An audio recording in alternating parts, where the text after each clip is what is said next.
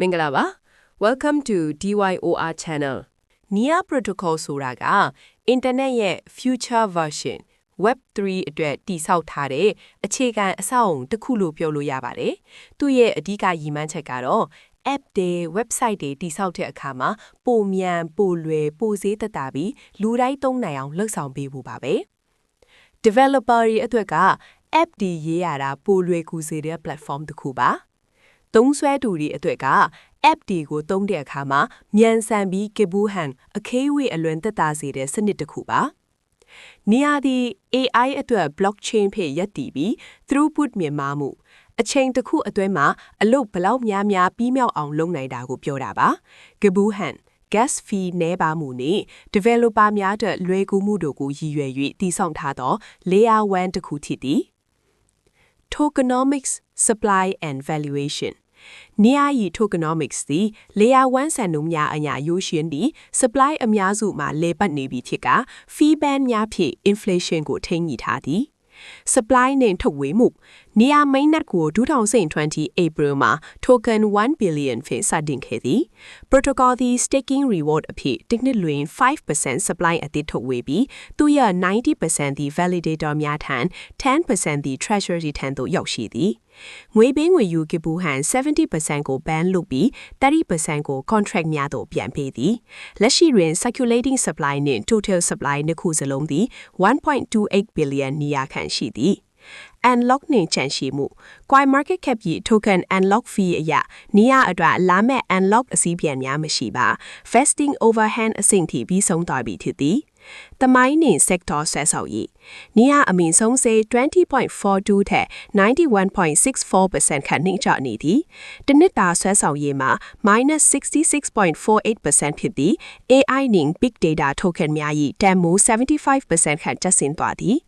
relative narrative positioning နီယာသည် market cap အစဲ39တွင်ရှိပြီး AI နှင့် big data layer 1 modular blockchain asset ဖြင့်စမှတ်ခံထားရသည် branded AI fan ၏အရေးကြီးသောအစိတ်ပိုင်းတစ်ခုဖြစ်သည် tokenomics နှင့် valuation ရှုထောင့်မှကြည့်လို့ရင်နီယာတွင် supply အများစုထွက်ရှိနေပြီးဖြစ်သောကြောင့်အားသာချက်များရှိသည် investor များသည် 5% inflation နှင့် AI token sector ၏ဈေးနှုန်းကျဆင်းနိုင်ခြေကိုလက်ခံနိုင်ရန်လိုအပ်ပါသည် NIA token distribution community grants programs 17.6% NIA ကေယာစနစ်ကိုတိုးတက်စေမည့် project တွေအဖွဲ့အစည်းတွေကိုထောက်ပံ့ဖို့ပါ core contributors team 14.5% NIA ကိုအဓိကတည်ဆောက်ခဲ့တဲ့အဖွဲ့ဝင်တွေအတွက်ဖြစ်ပါတယ် backers investors 23.8% အစောပိုင်းကာလမှာယင်းနှီးမြှုပ်နှံခဲ့တဲ့ကုမ္ပဏီတွေနဲ့လူပုဂ္ဂိုလ်တွေအတွက်ပါ foundation endowment 12.1% NIA foundation ရဲ့အရေးရှိလုပ်ငန်းဆောင်ရွက်နေနဲ့ဖွံ့ဖြိုးတိုးတက်မှုအတွက်တည်တံ့ရန်ပုံငွေပါ early ecosystem 11.4% အစောပိုင်းကာလကကေယာစနစ်မှာပါဝင်ကူညီခဲ့သူတွေအတွက်ဖြစ်ပါတယ် operations grant 10.6% ကနေဦးလက်ပတ်မှုဆိုင်ရာထောက်ပံ့မှုတွေအတွက်ဖြစ်ပါတယ်အဓိကအသုံးဝင်ပုံ utility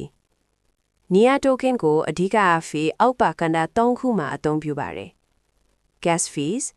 NIA blockchain ကမှငွေလွှဲတာ app သုံးတာတွေအတွက် gas fee ကို NIA token နဲ့ပေးချေရပါတယ် staking NIA token တွေကို staking လုပ်ပြီး blockchain ရဲ့လုံခြုံရေးမှာပါဝင်နိုင်ပါတယ်ပါဝင်တဲ့အတွက်စုအဖြစ် NIA token အသစ်တွေပြန်ရပါတယ် governance NIA ရဲ့အနာဂတ်မှာဘယ်လိုပြောင်းလဲမှုတွေလုပ်မလဲဆိုတာကို NIA token ပိုင်ဆိုင်သူတွေကမဲပေးပြီးဆုံးဖြတ်ခွင့်ရှိပါတယ်ဖြည့်ရှင်းပေးနေတဲ့ပြဿနာNIA ကလက်ရှိ crypto လောကမှာအဓိကပြဿနာတစ်ခုဖြစ်တဲ့ scalability trilemma ကိုဖြည့်ရှင်းဖို့ကြိုးစားနေပါတယ်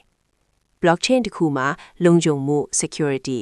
decentralization နဲ့မြန်ဆန်မှု scalability ဆိုတဲ့အချက်၃ချက်လုံးကိုတပြိုင်နက်တည်းရဖို့ခက်ခဲတဲ့ပြဿနာပါNIA က nightshade sharding ဆိုတဲ့နည်းပညာကိုသုံးပြီးငွေလွှဲပြောင်းမှုတွေကိုအစုလေးတွေခွဲကတပြိုင်နက်တည်းလှုပ်ဆောင်စေတဲ့အတွက်အယမ်းမြန်ပြီး gas fee လည်းအလွန်သက်သာစေပါတယ်။ဒါကြောင့် app တွေ game တွေမှာလူသုံးများလာတဲ့အခါမှာတောင်မနှေးကွေးသွားအောင်ဖြည့်ရှင်းပေးပါတယ်။ inflationary or deflationary NIA က inflationary model ကိုအသုံးပြုပါတယ်။နှစ်စဉ် 5% token အသစ်တွေကို staking reward အဖြစ်ထုတ်ပေးပါတယ်။ token burning mechanism လည်းရှိပါတယ် NIA blockchain ပေါ်မှာပေးဆောင်ရတဲ့ gas fee အားလုံးရဲ့ 70% ကိုမီးရှို့ဖျက်ဆီး burn ဖြစ်ပါတယ်။ဒါကြောင့်အသုံးပြုမှုများလာတာနဲ့အမျှ token အရေးအတွက်ပြန်လည်ကျဆင်းနိုင်တဲ့အလားအလာရှိပြီး inflation ကိုထိန်းညှိပေးပါတယ်။ တည်ထောင်သူများ founders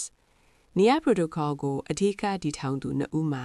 Ilya Polosukhin နဲ့ Alexander Skidanov တို့ဖြစ်ပါတယ်။ Ilya Polosukhin Google မှာ AI သုတေသနပညာရှင်အဖြစ်လုပ်ကိုင်ခဲ့ပြီး Google TensorFlow AI project မှာအဓိကပါဝင်ခဲ့သူဖြစ်ပါတယ်။ Alexander Skidanov Microsoft မှာ software developer အဖြစ်လုပ်ကိုင်ခဲ့ပြီး MemSQL လို့ခေါ်တဲ့ database company မှာ engineer director အဖြစ်တာဝန်ယူခဲ့ဖို့ပါတယ်။သူတို့နှစ်ဦးလုံးဟာနည်းပညာနယ်ပယ်မှာအတွေ့အကြုံရင့်ကျက်ပြီးအောင်မြင်တဲ့နောက်ခံသမိုင်းရှိသူတွေဖြစ်ကြပါတယ်။အဓိကယင်းနှီးမြှုပ်နှံသူများ investors NIA ဟာနာမည်ကြီး venture capital VC တွေစီကယင်းနှီးမြှုပ်နှံမှုများစွာရရှိထားပါတယ်။အဓိကယင်းနှီးမြှုပ်နှံသူတွေထဲမှာတော့အောက်ပါတို့ပါဝင်ပါတယ်။ Andreessen Horowitz Pantera Capital Coinbase Ventures Tiger Global Electric Capital Three Arrows Capital Yakin NIA ရဲ့ white paper မှာအဓိကကျတဲ့အချက်၅ချက်ကတော့ scalability Nightshade charting technology ဖြင့်1 second အတွင်းငွေလွှဲမှုပေါင်းများစွာကိုလှုပ်ဆောင်နိုင်ခြင်း usability developer တွေအတွက် REST assembly script လိုရင်းနှီးပြီးသား language တွေနဲ့ app ရေးနိုင်အောင်ပံ့ပိုးပေးခြင်း simplicity သုံးစွဲသူတွေအနေနဲ့ရှုပ်ထွေးတဲ့ wallet address တွေ private key တွေမလိုပဲရိုးရှင်းတဲ့ account name တွေနဲ့ example david.nia အလွယ်တကူသုံးနိုင်အောင်ပြုလုပ်ထားခြင်းDecentralization Doomslope လို့ခေါ်တဲ့ consensus mechanism နဲ့ validator အများပြပါဝင်နိုင်အောင်လှုပ်ဆောင်ထားခြင်းဖြင့်ဗဟိချုပ်ကိုင်မှုကိုလျှော့ချထားခြင်း Progressive Security အသုံးပြုသူတွေကို crypto အကြောင်းအများကြီးမသိသေးရင်တောင် app တွေကိုအလွယ်တကူစားသုံးနိုင်အောင်ကူညီပေးပြီးမှလုံခြုံရေးအဆင့်တွေကိုတဖြည်းဖြည်းမြင့်တင်သွားနိုင်အောင်ပြုလုပ်ထားခြင်း Roadmap NIA ဟာသူတို့ရဲ့ roadmap အတိုင်းအောင်မြင်မှုများစွာရရှိခဲ့ပြီးအနာဂတ်အတွက်လည်းကြီးမားတဲ့ရည်မှန်းချက်တွေရှိပါတယ်။ပြီးခဲ့တဲ့အောင်မြင်မှုများ Mainnet လွှင့်တင်ခြင်း2020 Nightshade charting ကိုအောင်မြင်စွာအကောင့်ထဲပေါ်ခြင်း Aurora EVM compatible layer ကိုတည်ဆောက်ပြီး Ethereum app တွေ NIA ပေါ်မှာလာသုံးနိုင်အောင်လုပ်ဆောင်ခြင်း Rainbow Bridge Fin Ethereum နဲ့ချိတ်ဆက်ခြင်းအနာဂတ်အစီအစဉ်များsharding ကိုအဆင့်မြင့်တင်ခြင်း Phase 2-3 ဖြင့် blockchain ကိုပိုမို decentralized ဖြစ်အောင်နဲ့ပိုမြန်အောင်လုပ်ဆောင်သွားရန် User owned AI ကိုဗဟိချုပ်ကိုင်မှုကင်းမဲ့စွာအသုံးပြုနိုင်မဲ့အခြေခံအဆောက်အုံထည့်လာရန်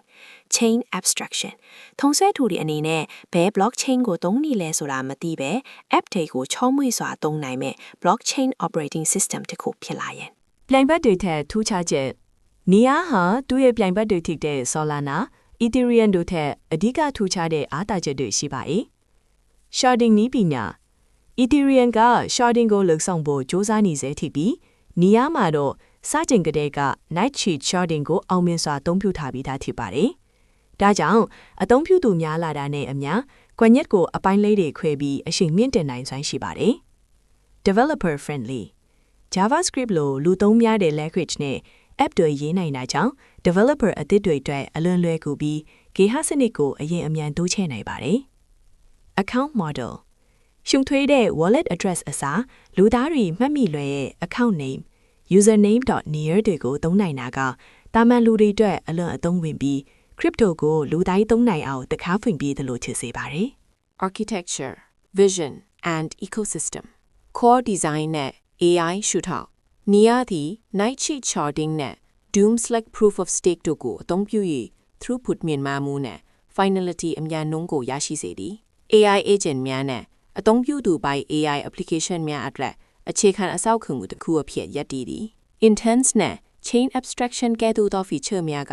သုံးစွဲသူများအတွက် multi-chain ၏ရှုဖွဲ့မှုများကိုဖုံးကွယ်ပေးသည် Ilya Polosukhin ရဲ့သုံးသပ်ချက်အရ blockchain များသည် AI compute နဲ့ privacy sensitive workload များကိုညီညွတ်ရတွင်အရေးပါကြောင်းတွေ့ရသည် Developer နဲ့ user အတွေ့အကြုံ NIA သည်တည်ဆောက်ရာလွယ်ကူမှုကိုအဓိကထားသည် JavaScript နဲ့ TypeScript SDK တို့ကိုပံ့ပိုးပေးထားသောကြောင့် Web2 developer များသည်ယနေ့ပြီးသော programming language များဖြင့် smart contract များရေးသားနိုင်သည် REST SOLIDIDY သားလိုအပ်သော ecosystem များနဲ့နိုင်ရင်ပါကအခက်အခဲများကိုလျော်နေစေသည်လက်တွေ့အသုံးပြုမှုနဲ့ ecosystem ခြေပြန်မှု Nansen နဲ့ Cointelegraph တို့၏အချက်အလက်များအရ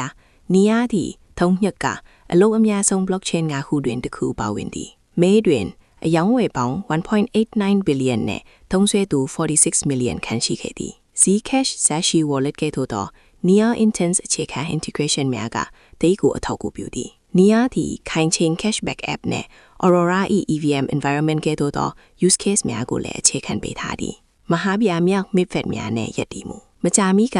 Near Intense နဲ့ Off Markets ကိုအသုံးပြု၍ Solana ပေါ်တွင် Near ကိုအယောင်းဝယ်လုပ်နိုင်ပြီသည်ဒီတော်လောစီသည် L1 ဂိုင်ဆိုင်မှုက cross chain ပူးပေါင်းဆောင်ရွက်မှုတို့ပြောင်းလဲခြင်းကိုပြသသည် Grayscale decentralized AI fund တွင် Near သည် 27.31% ဖြင့်ပါဝင်လာသည် BitTensor, Render, Filecoin တို့နှင့်အတူယက်တည်နေသည် Conclusion Near protocol သည်ယုံကြည်ရသောတည်ထောင်သူများခိုင်မာသောနက်တီယာနှင့်လက်တွေ့အသုံးပြုမှုများကိုပေါင်းစပ်ထားသောလေ AI နဲ့ Layer 1 sector တစ်ခုလုံးပြန်လည်ချိန်ညွှန်မှုအပြီးတွင်ဈေးနှုန်းမှာနှိမ့်ကျနေစေသည် Major unlock cliff များမရှိခြင်းနဲ့ on-chain လုဆောက်ခြင်းပလခိုင်မာခြင်းသည် positive ဖြစ်တော်လေပြင်းထန်သောပြိုင်ဆိုင်မှုများတွင်ရပ်တည်နေရသည်